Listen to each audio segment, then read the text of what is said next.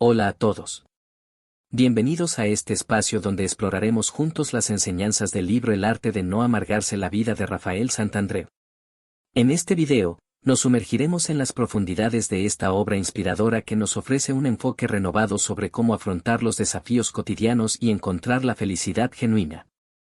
El libro El arte de no amargarse la vida de Rafael Santandreu es una obra que destaca por su enfoque práctico y accesible para enfrentar los problemas cotidianos desde una perspectiva positiva. En primer lugar, cabe destacar la estructura clara y ordenada del libro. Santandreu divide la obra en diferentes capítulos temáticos que abordan aspectos fundamentales para lograr una vida más plena y satisfactoria. Cada capítulo se desarrolla de manera coherente, presentando conceptos teóricos respaldados por ejemplos prácticos y casos reales. Uno de los aspectos más destacados del libro es la capacidad del autor para transmitir sus ideas de manera sencilla y comprensible. A lo largo de sus páginas, Santandreu utiliza un lenguaje directo y cercano, evitando tecnicismos innecesarios. Esto facilita la lectura y permite que cualquier persona, sin importar su nivel de conocimiento previo, pueda entender y aplicar las enseñanzas del libro. Otro punto relevante del análisis es la inclusión de ejercicios prácticos y técnicas específicas para implementar los conceptos presentados. El autor no se limita a exponer teorías abstractas, sino que propone actividades concretas que invitan al lector a reflexionar, cuestionar sus creencias y practicar nuevas formas de pensamiento. Estos ejercicios contribuyen a una comprensión más profunda de los temas tratados y brindan herramientas prácticas para el cambio personal. Capítulo 1 titulado Transformarse es posible. En el capítulo Transformarse es posible, Rafael Santandreu narra la historia del fotógrafo de guerra Robert Capa para ilustrar la importancia de vivir intensamente y enfrentar los desafíos sin miedo.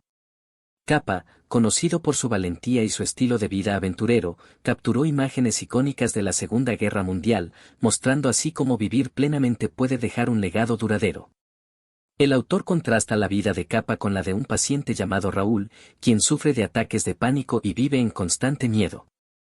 Esta comparación resalta la diferencia entre vivir una vida llena de color y aventura, como Capa, y vivir en la oscuridad de la ansiedad y la depresión, como Raúl. Santandreu enfatiza que el cambio es posible para todos, incluso para aquellos que han vivido décadas con problemas emocionales.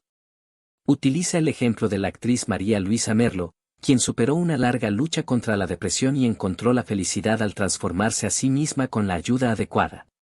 El capítulo concluye destacando la capacidad de todos para transformar sus mentes y forjar una vida plena y feliz. Santandreu promete explorar cómo podemos liberarnos del miedo, abrirnos a la aventura y encontrar serenidad interior a lo largo del libro. Capítulo 2 titulado, Piensa bien y te sentirás mejor. El capítulo Piensa bien y te sentirás mejor nos presenta una historia centrada en Epicteto, un joven esclavo dotado de gran inteligencia al servicio de su amo, Epafrodito. En una situación cotidiana en la Vía Magna de Roma, Epicteto sufre un percance mientras lleva unos paquetes para su amo, lo que desencadena la ira de Epafrodito, quien lo golpea con su bastón. Sin embargo, Epicteto no reacciona como se esperaría, manteniendo la calma incluso frente a la violencia de su amo. Esta historia sirve de introducción para explorar las enseñanzas de Epicteto sobre el control emocional y la filosofía de vida. Se destaca que Epicteto, a pesar de haber sido esclavo, se convirtió en uno de los filósofos más respetados de su época, cuyas ideas han dejado una marca perdurable en la historia del pensamiento. El capítulo continúa con una explicación sobre cómo nuestros pensamientos influyen en nuestras emociones, utilizando el ejemplo de Jordi, un estudiante deprimido que intentó suicidarse debido a sus creencias irracionales sobre sus resultados académicos. Se argumenta que detrás de cada emoción negativa exagerada hay un pensamiento catastrofista y se exploran las características de estas creencias irracionales, son falsas, inútiles y producen malestar emocional. Finalmente, se enfatiza que la fuerza emocional y el buen diálogo interno pueden aprenderse y practicarse en cualquier momento de la vida, lo que nos permite cambiar nuestra forma de pensar para ser más positivos y constructivos y así alcanzar la calma y la felicidad. Capítulo 3 titulado, Preferencias en vez de exigencias.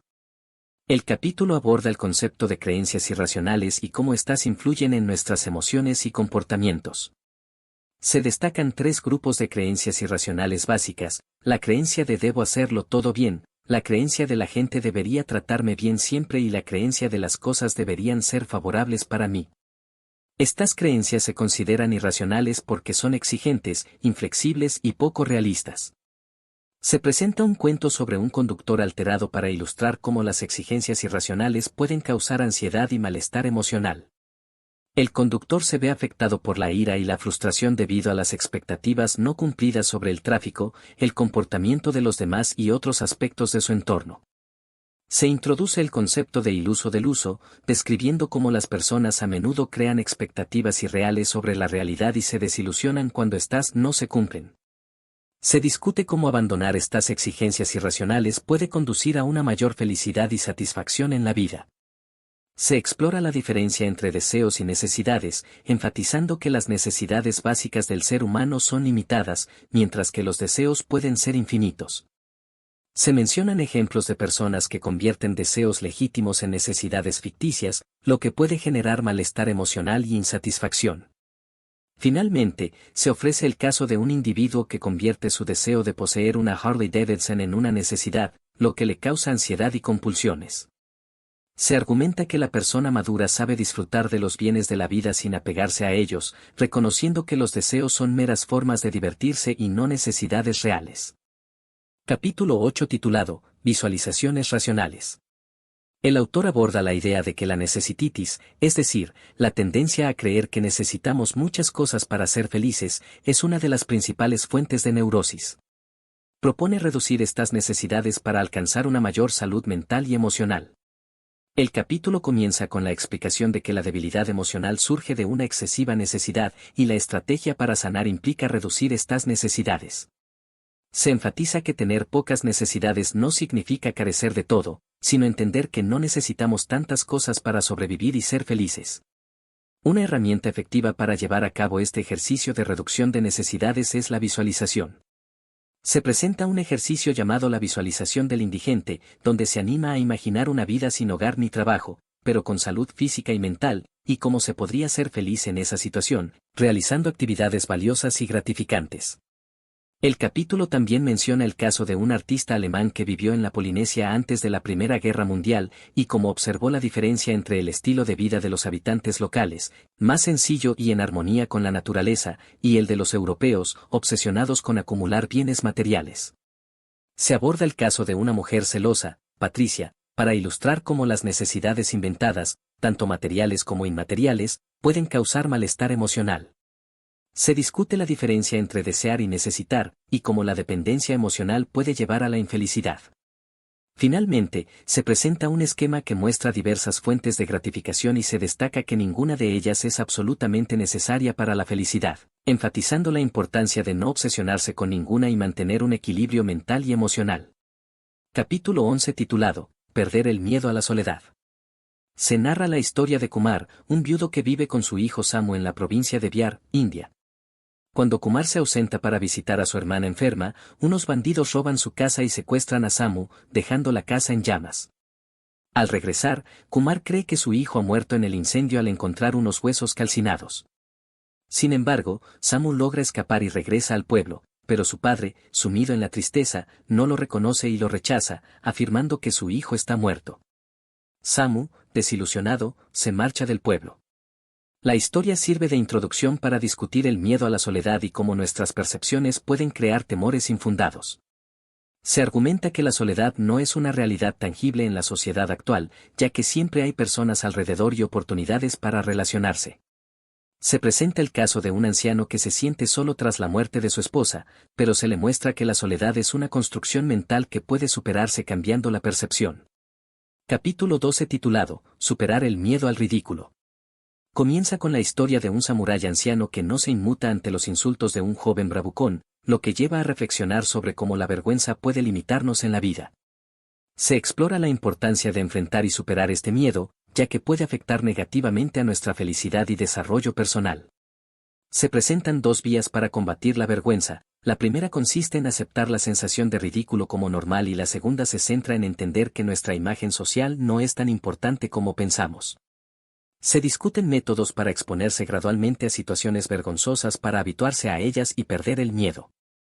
Se plantea la idea de basar nuestra valía en nuestra capacidad de amar en lugar de en logros o capacidades, lo que nos permite liberarnos del temor al ridículo. Se menciona la importancia de no tomarse demasiado en serio, aprender a reírse de uno mismo y no preocuparse por la aprobación de los demás. Finalmente, se aborda la idea de rodearse de buenos amigos que nos acepten como somos y nos apoyen, lo que nos permite ser auténticos sin temor al ridículo. Se enfatiza que lo valioso es nuestra capacidad de amar y hacer cosas positivas en la vida, más que nuestra imagen o logros externos. Capítulo 13 titulado Mejorar las relaciones de pareja. El autor reflexiona sobre la importancia de mejorar las relaciones interpersonales, incluidas las de pareja, a través de la aceptación incondicional de los demás. Comienza narrando una experiencia personal en la que su percepción sobre su hermano cambió radicalmente después de que éste lo defendiera en una situación de conflicto. A partir de este suceso, el autor concluye que cada persona tiene aspectos positivos y negativos, y que es crucial aprender a aceptar a los demás tal como son. El autor presenta la idea del collage de la amistad, en el que cada persona aporta diferentes cualidades a la relación, y propone que en lugar de exigir perfección a los demás, se debe aprender a pedirles solo lo que puedan dar. Destaca la importancia de no quejarse constantemente sobre las pequeñas imperfecciones de los demás y sugiere una estrategia para expresar los deseos de cambio de forma constructiva, sin generar conflictos ni presiones innecesarias. En el contexto de las relaciones de pareja, el autor sostiene que la aceptación incondicional es aún más crucial. Propone una estrategia en la que las parejas se comprometen a no quejarse mutuamente y a expresar sus deseos de cambio de manera amorosa y respetuosa. Además, destaca que renunciar a quejarse y centrarse en lo positivo facilita la resolución de conflictos y fortalece la relación. Capítulo 17 titulado Tolerancia a la frustración. Comienza con una historia sobre 4 hombres en un tren, donde uno de ellos se queja constantemente de tener sed, ilustrando cómo la queja puede afectar a quienes nos rodean.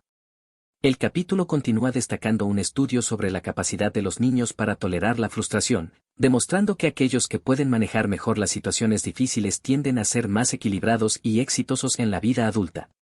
Se sugiere que, a lo largo de la vida, enfrentaremos alrededor de 20.000 adversidades menores, pero la clave es no dejar que estas pequeñas molestias nos amarguen.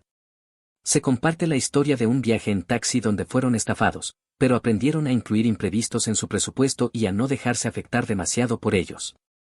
El capítulo también aborda el riesgo de convertirse en un cascarrabias debido a la tendencia a quejarse constantemente y cómo cambiar este hábito puede conducir a una vida más feliz y plena.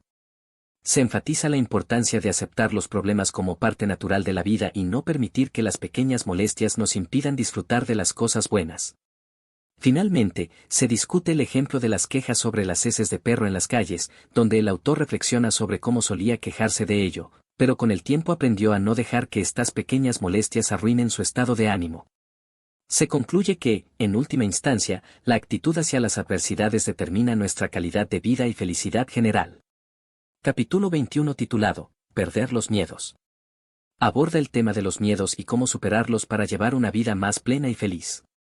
Comienza con la historia de Asa, quien escapó de la hipocresía religiosa de su padre y terminó construyendo un santuario sobre la tumba de su burro fallecido, lo que lo llevó a la fama y la riqueza.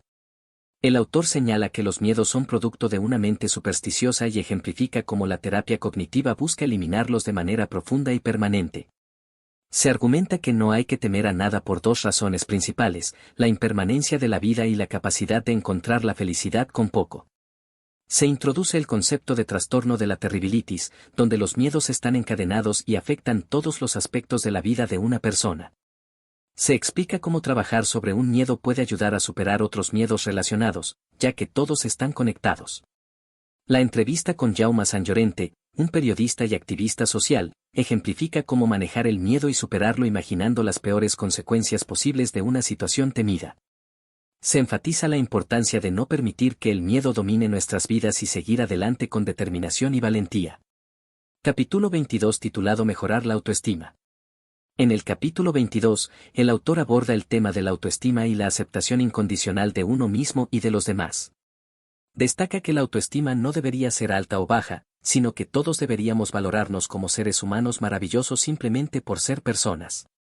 Compara esta perspectiva con la manera en que se perciben los animales salvajes, donde cada uno es visto como majestuoso y magnífico a su manera, sin jerarquías artificiales.